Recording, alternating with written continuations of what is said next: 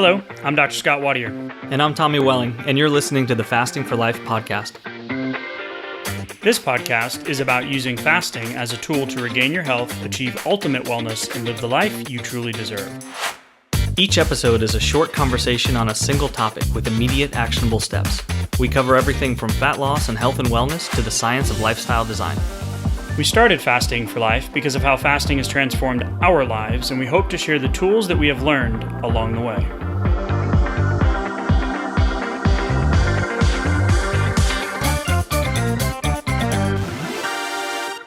Hey everyone, welcome to the Fasting for Life podcast. My name is Dr. Scott Wadier, and I'm here as always with my good friend and colleague Tommy Welling. Good afternoon to you, sir. Hey Scott, how are you? Fantastic, my friend. Excited for today's conversation. We are going to get into a really cool study of the impact of body weight loss on type 2 diabetes remission, a systematic review and meta-regression analysis of a randomized controlled trials. This article just came out in the spring of 2025, and some incredible takeaways. And if you're listening, go, well, I'm not a diabetic, great. We're also going to talk about the sustainable effects of what they discuss in the different lifestyle interventions and surgical interventions. And what is that phrase, Tommy? An ounce of prevention is worth a pound of, what is it? Help me out here. Yeah, it's worth a pound of cure. Absolutely. So if you're not a diabetic, let's absolutely keep it that way. And the cool thing is looking into the future, looking along the lines of, hey, I just have a little bit of weight to lose, all the way to, hey, maybe my blood work's a little bit off, all the way to having some symptoms, or I have that kind of looming threat of a medication prescription that I don't want to fall into, or something else, or maybe it's a family history that I don't want to lean into. We're going to talk about how to keep you off of that track too. So if it works for remission, then guess what? It works for prevention too, is what I probably should have said in the first place. So if you are new to the podcast, welcome in. Excited to have you with us on this journey.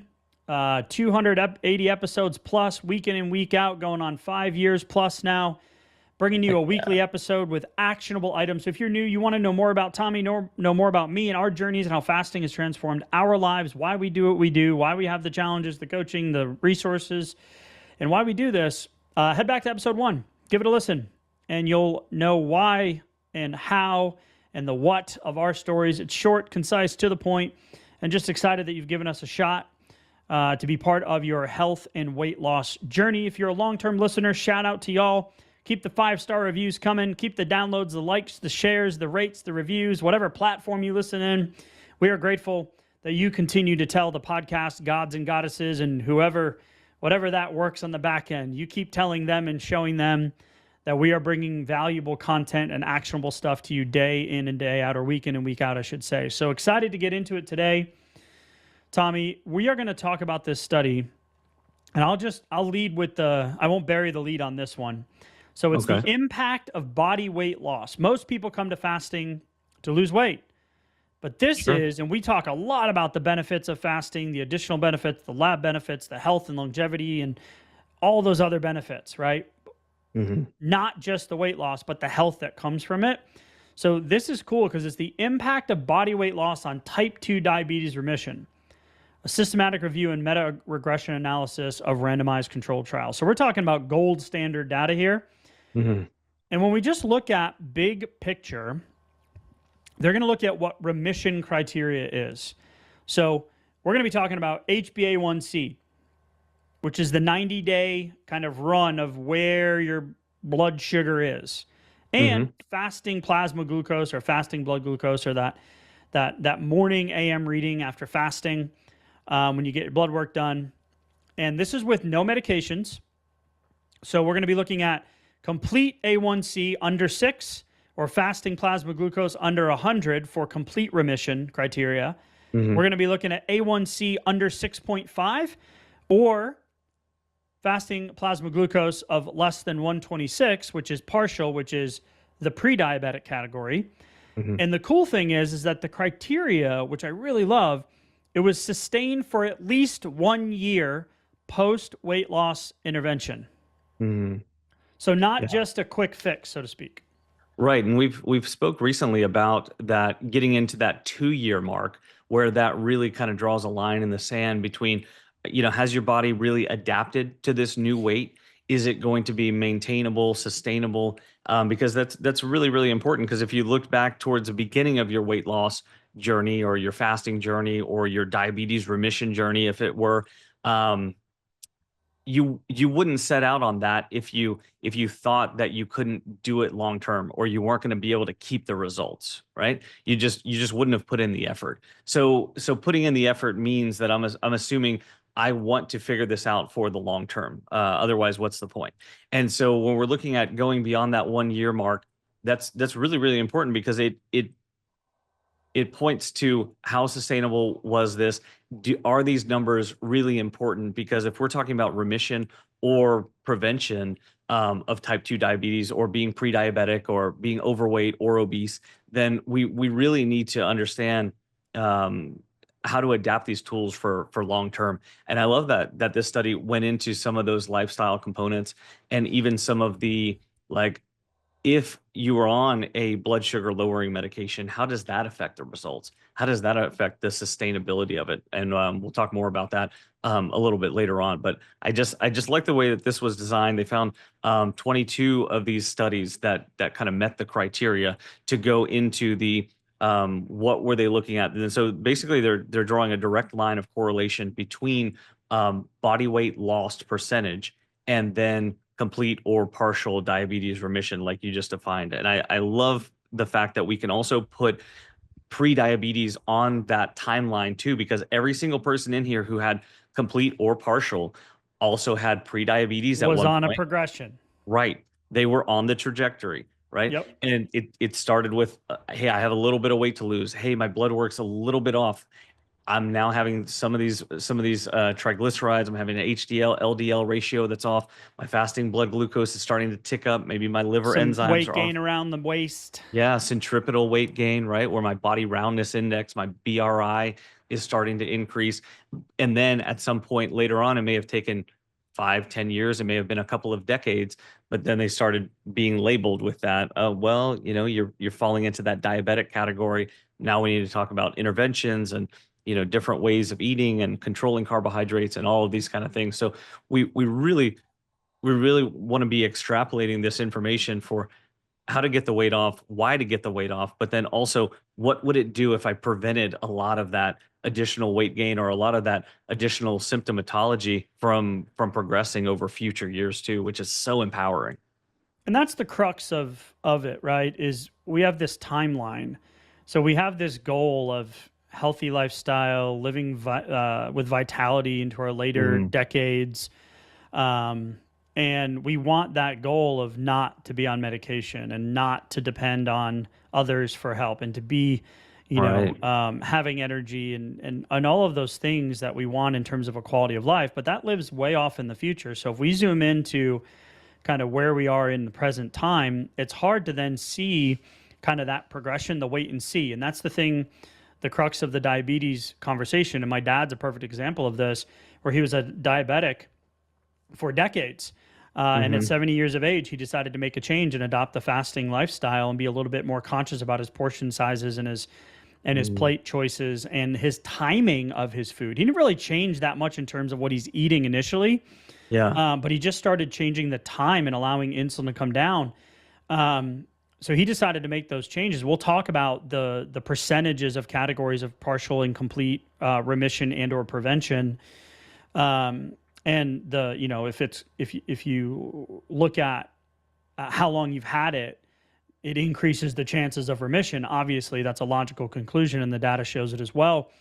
But or of it coming back after remission, or of it coming back, right? Yeah. So we got to be extra vigilant in those cases. Yeah, and that's the thing. In my dad's case, the deck was stacked against him, right? He had it for years. He was on 120 units of insulin a day, had multiple forms of insulin at that point. He was, incredibly overweight, giant belly, right? And he decided, you know what, I'm going to do this. And he trusted the process. And he made those changes initially just by shrinking his eating window, right? With time restricted eating or fasting. Wow. And the weight started to come off. And we're going to share the percentages of those weight loss categories here in just a second in the statistics, which are staggering. But it allowed him to not get stuck in the present moment and kind of be on that low wait and see, we'll watch it, we'll manage it type approach, which is what we get stuck in this chronically distracted, stressed out, fast-paced world that most of us live in. Sure. So he would always say, all right, well, I can eat this if I take this.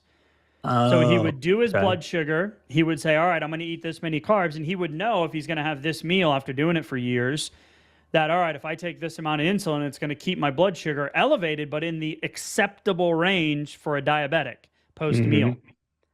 So a second dosing of pasta maybe also meant a second dosing of insulin? No, he would know. He would just roll the dice. He's like, if I take this amount, then I would be able to eat these things. Because it's going to, my rolling average of A1C and fasting plasma glucose that I'm measuring with my finger prick would allow me to stay in this range, which is air quotes acceptable for management of the disease. Yeah, so the medication is almost enabling the behavior. Yeah.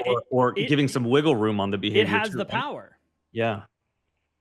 So that's why I love that we're talking about complete or partial remission. So here's, I said I wasn't going to bury the lead. So let's just get into the actual statistics. Okay. So less than 10% total body weight loss was a 5% partial remission and 0.7% complete remission. Okay. So you didn't even scratch the itch. Right. Yeah. Okay. 10 to 19% loss was a 48% partial remission. Okay. Okay. Now we're getting somewhere. Yeah. Less 50-50. medications, less procedures, better health outcomes, but there was no data for the complete remission in this category because a lot of the studies don't look at this intermediate loss. They typically look at like 5, 10, 20, 30. So there wasn't a lot of data here, but when we get into the 20 to 29% total body weight loss, 70%, 69.3 or 70% partial remission, 50% complete remission. Wow. Wow. Here's the fun one. And we talked about this on a recent episode. We mentioned it in passing, knowing that we were going to do this article.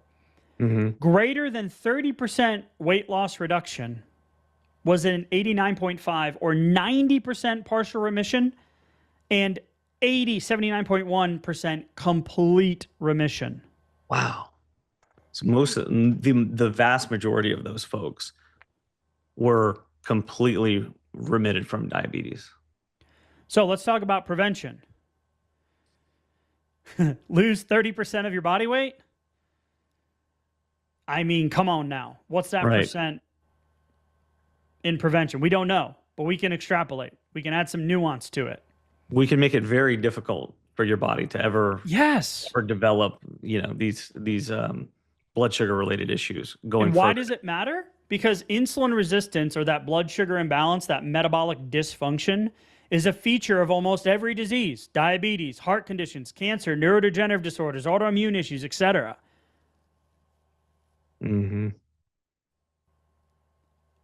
Well, I can eat the carbs and the sugars and all the stuff that stimulate insulin the most, or I can do low carb for a while, or I can do keto for a while, which there's some really cool data on a 90-day keto run for diabetes remission as well. We did an episode on that.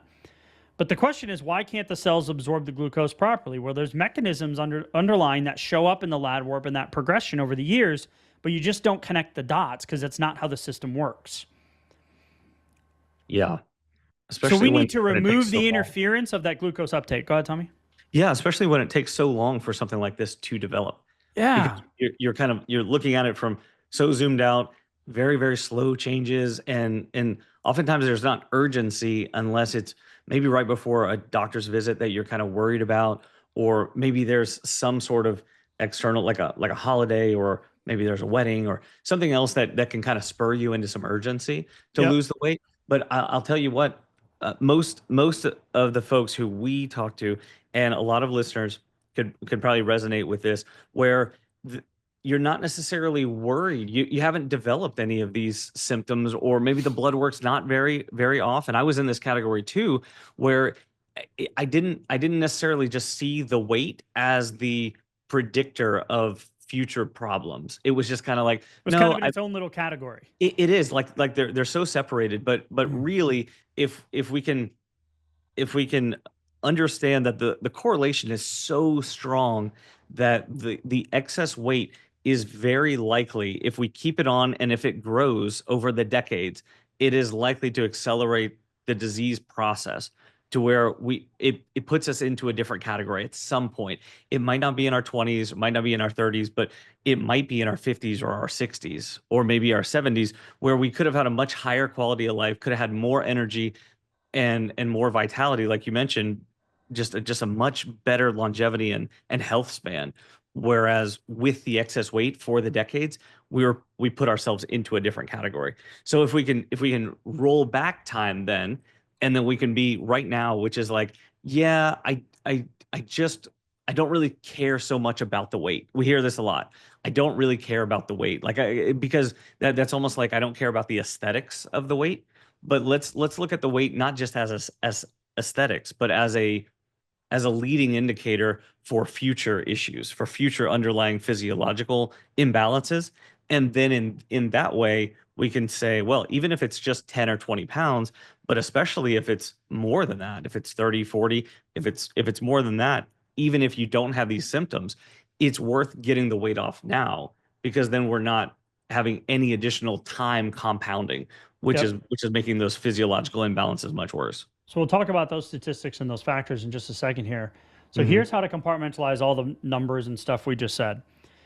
Each 1% weight loss increased partial remission by 2.7% and complete remission by 2.17%. Each 1% weight loss. So I don't want to focus on the weight. I'm sick of dieting. I'm on the roller coaster. Yeah, we get it. We get it. But 2 pounds, 1.5 pounds, 2.5 pounds, and then you just increase that percent of remission. Get the abacus out. Start sliding those little colored beads from left to right or right to left, whatever. You get the point, right? Just keep ticking them. Keep ticking them. Keep ticking them. Because it's worth it. It's absolutely worth it, because we know chronic lifestyle conditions, insulin resistance, blood sugar mismanagement, metabolic syndrome, et cetera, all can help you get there. Now, fasting is the super speeder, the super speed up button, right? It's like in Sonic. Turbo. Yeah, it's a turbo. Yeah, my kids are big into Sonic right now. We took them to see Sonic 3, and my son wants to be Shadow, and sometimes he wants to be Spider-Man. But it's like the boost, the turbo boost, right? Yeah. So intermittent fasting allows you to pull that lever to get the scale moving more consistently than a lot of the calorie in, calorie out, eat less, move more stuff, because of all of those other hormonal signals and metabolic underpinnings, especially if you have insulin resistance. I was an undiagnosed pre-diabetic. I was in that range. I didn't have a fasting insulin test. My fasting blood sugar was in the 90s, which was air quotes normal back then. I didn't know any better. But I had a fasting insulin number that was severely elevated. I had all the telltale signs: slightly elevated liver enzymes, slightly elevated blood pressure. I carried a lot of lean mass on me because I was an ex-powerlifter. And you know, I had those signs in the looked like a strong man in the off season, even though I could bench press a Buick, I still had that belly. So I had a lot of those anthropometric things as well. But consistent weight loss, again, is what we want to see. So why does IF work so well? Well, it immediately puts you in a deficit, right?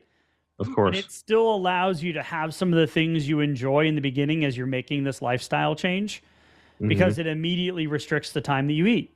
And we're going to do an episode on an upcoming pod about a 6-hour early eating window in terms of time restricted eating, and how it actually will maintain your muscle mass and help with the weight loss. So from a physiological standpoint. So I can't wait to have that conversation. Yeah. But then one of the other mechanisms is the hormonal changes. So it improves insulin sensitivity, which increases growth hormone levels and then ultimately promotes fat burning. And it taps into that metabolic switching effect. So fasting periods trigger the body to switch from glucose to fat as the primary fuel source. So we have these other benefits where that's why we have a fasting lifestyle application. And once you get through those first few weeks or those first nights of going to bed when you're doing an OMAD overnight or you're doing a 36-hour fast, you start to feel those wins on the other end. So if you're looking for more direct like fasting protocols and fasting support, join a challenge, go grab our blueprint to fasting for fat loss, go check out the resources that we have in the show notes or on the website, because we give you some of those tools to get some of that momentum. So I want to talk about a couple of things in the actual study in terms of the clinical protocols that were studied, where the intervention types that they used were lifestyle changes, right? So diet, exercise, and behavior modifications. Bariatric surgery, so sleeves, bypasses, and adjustable bandings. Okay. And then pharmacotherapy. Now, one of the cool things about these RCTs in this meta-analysis was that it excluded drugs with direct glucose-lowering effects like GLP-1s, unless those outcomes were measured 3 months post-discontinuation. So we don't have a skewed data here in terms of, oh, well, they were taking a med that then ultimately gave us the result. So I love that this was a part of it. However, when you start looking at the practical implications of those weight loss targets, it has a couple of interesting comments when it comes to the lifestyle interventions. And it clearly says, well, yeah, the lifestyle interventions are good, but there's more of a remission that comes with it. Yeah. Compared to a surgery. And I will vehemently disagree with that. Right. Well, the surgical outcomes, we know those aren't great, because going back to, did we make any of the changes that would actually extend this from a flash in the pan and then going to the 1 year, 2 year, 5 year mark, whenever there's something like a sleeve or a bypass kind of intervention? And the trouble with that, and they've got more sophisticated about that, where a lot of times they'll integrate some sort of psychological component. There might be some therapy involved with theirs, as far as healing some relationship with food and kind of changing some habits. But a lot of times those aren't very prolonged, and so they may not lead to actual behavioral changes, which then it's tough, because during those tough moments, whenever you used like food when you weren't necessarily physically hungry, but you had more food coming in, and then that's how some of the excess weight came on over time.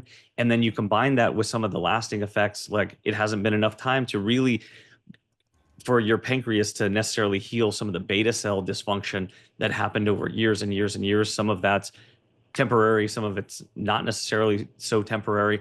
Yep. If there hasn't been time for those things to kind of balance and heal and correct, and then some of the old habits start to come back in, you can definitely see some major regression back into old habits, and see a lot of weight coming back on.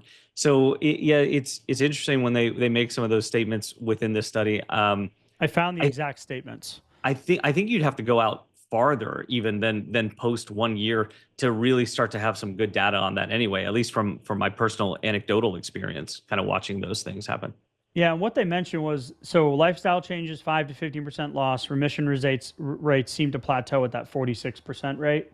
And it says less sustainable than surgery. I mean, I would argue that I know lots of folks, and you have some in your family, that have had the bariatric surgeries and it hasn't worked.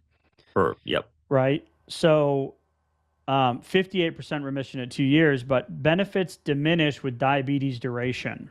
So early intervention within 1 year of diagnosis, it greater than 10% body loss triples the weight loss, 10% weight loss triples the remission odds. And then less than 2 years of a diagnosis, 3 times higher remission odds versus greater than 5 years. Wow. And then if you're already using insulin, which is just amazing that my dad was able to do this, cue the optimizer fasting, time restricted eating. Yeah. Halves remission odds versus non-insulin users. So if you were looking to prevent rather than remit, then what that tells me is we'd be better off to just get the dang weight off now rather than waiting also, because prevention is likely to be much more likely and powerful in this process versus waiting till later. I don't have that much urgency about it, right? Yeah, because the progression looks like this, and this is where I said earlier, it's hard to kind of zoom out and see that future thing off in the, oh, I don't have it yet, or oh, my family has it, Mhm. but yeah. Yeah. So the metabolic progression is you got amino acid and lipid dysregulation, right? So maybe not anything happening that you can see yet, but you're going to see some changes in liver enzymes and eventually your cholesterol panel and triglycerides. Then it Hmm. goes to the lipid metabolism issues. So you've got triglyceride and LDL changes, right? Which is part of the metabolic syndrome that leads to prediabetes and diabetes. Right. And then you've got protein and immune response issues. So chronic inflammatory response, recurrent infections, those types of things. Where my dad would always get like 10 times a year, cold, sickness, coughs, all that kind of stuff. Yeah. And you see the anthropometric changes taking place on this progression. So, waist circumference, we've talked about this, is the strongest predictor of insulin resistance, outperforming BMI and body fat percentage. Hmm. So, a 1 centimeter per year increase in waist circumference raises diabetes risk by 79% in normal weight individuals. Wow. 1 centimeter, not even an inch, y'all. Holy No, moly. I that's don't not even measure in half an, that's not even centimeters, half an inch. right? Yep. And then obviously the body fat percentage, 25% greater than men or 35% in women, correlates with prediabetes as well. And then you've got your lipid accumulation, your visceral adiposity index, or your body roundness index. We did a whole article, a whole episode on BRI. So the fat distribution, that waist circumference to height to waist ratio. Mm. And then the behavioral stuff, the sedentary lifestyle increases prediabetes risk by 40%. And then weight regain of 7 kilograms or 14 to 15 pounds post intervention reverses those remission benefits as well. So, how do we make it stick? Well, it's not in the glamorous stuff, it's in the consistent effort, the small changes. And that's where fasting comes in and making it sustainable. As the scale starts moving, get the dang weight off. As you make those lifestyle changes, your relationship with food changes, you start moving. We're not talking about going gung-ho, biggest loser type workouts. Hmm. Just start walking. Get moving. Tap that category of sedentary lifestyle, right? That's going to stop you on that progression that I just outlined. And then we get to talk about prevention or remission or reversal. Because 80 million Americans right now are pre-diabetic and they don't know it. Yeah. Hey, that was On the me. trajectory. Yeah, on the Yeah. trajectory, right? We can prevent going further down that trajectory. We can actually go backwards in time to being on lower rungs of that ladder and eventually just getting the heck off of that ladder.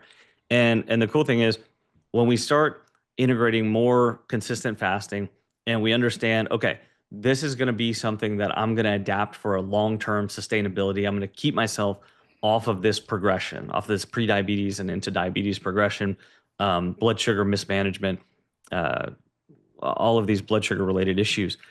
If we think about it like that, then what we also can do is realize that, especially in the beginning with fasting, there's a lot more wiggle room, kind of like what you described with your dad, and he was able to kind of dose up for insulin and other blood sugar lowering medications when he knew that his food choices weren't going to be the best, right? Or it was going to be more indulgent. And instead of drawing a boundary for himself right there in the moment, he was able to take more medication.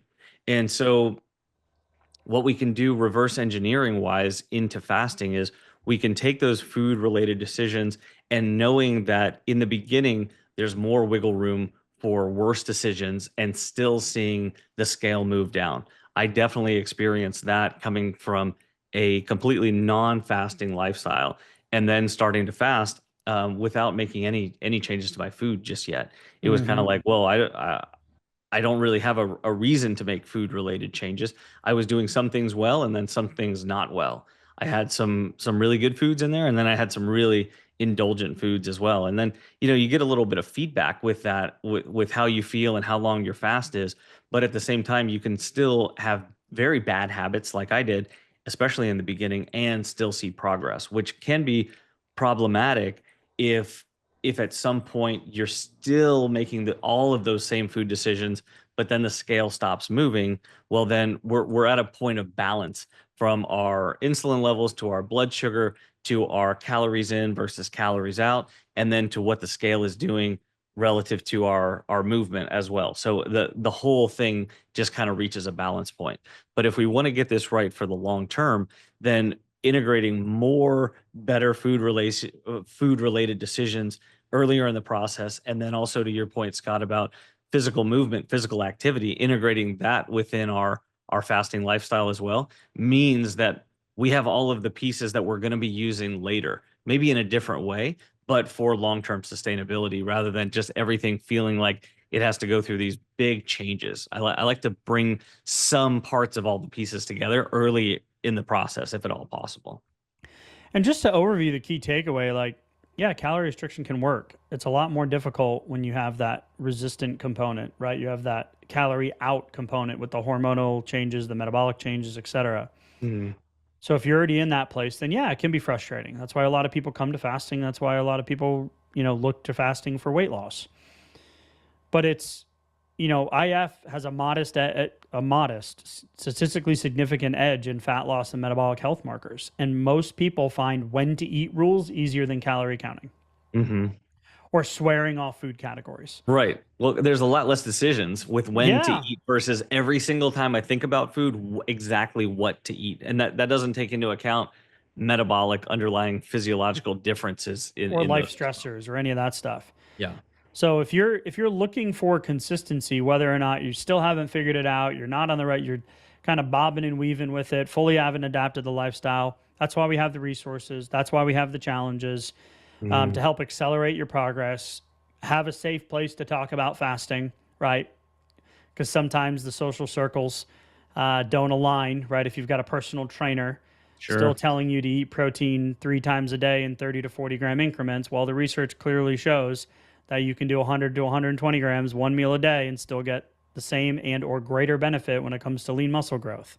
Yeah. So Even your spouse and kids could be friction too, though, especially at the beginning of your fasting journey.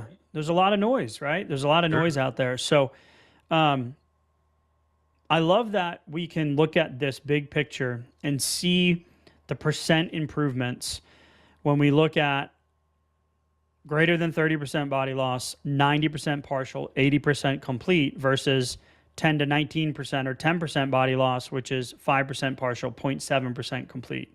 Mm-hmm. So get the dang weight off, right? Our fat cells are hormonally active, Yep. and they're not just sitting there as a static problem. They're creating dynamic miscommunications all throughout the body that need to be dealt with now and not waited for later, not To make looked it at. more difficult. Yeah, it's going to create a more complex problem in the future. So we need to deal with it now.